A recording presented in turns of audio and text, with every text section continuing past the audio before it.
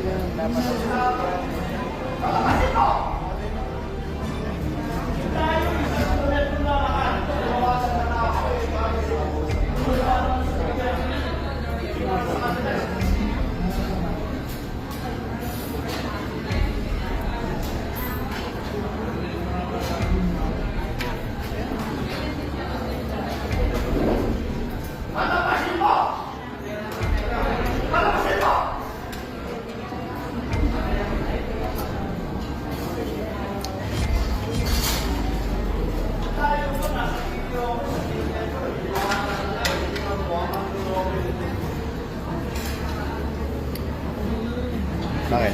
Ginamit niya yung senior citizen.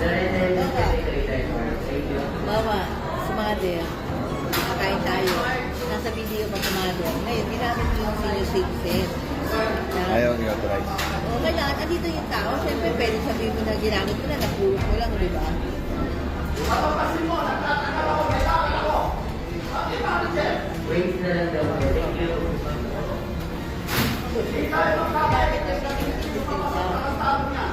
Modern po sila.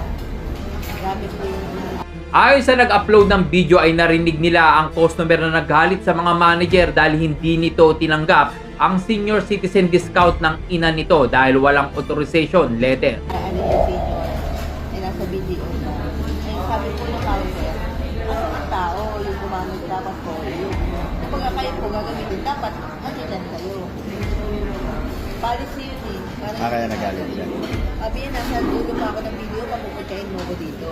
Yung kaya yung Unless, ginagalit. unless dapat, pero siyang authorization Pirma. na pinapagamit ko. Oo. Yung authorization.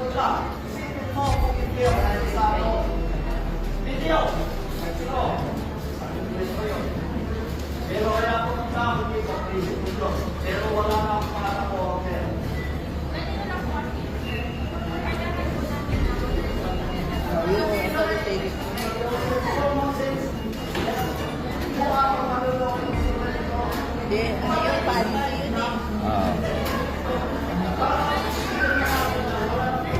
Hindi yung sasabihin na,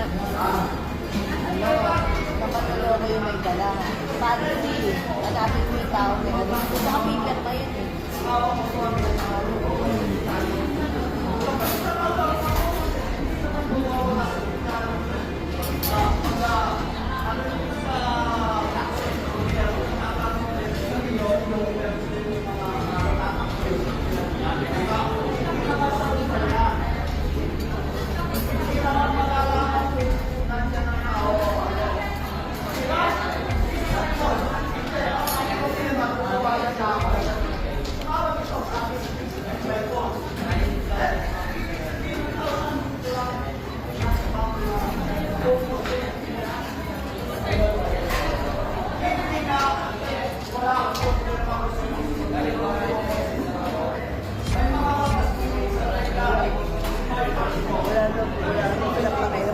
Sila.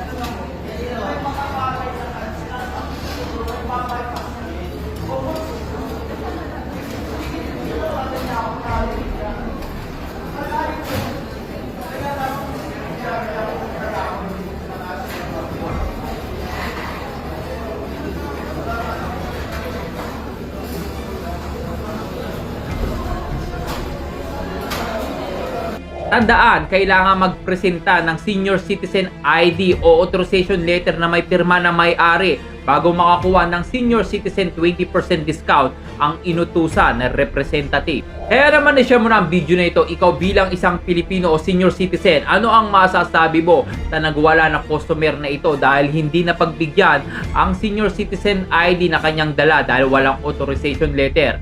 Well, i-comment mo na ang iyong reaksyon sa video sa baba.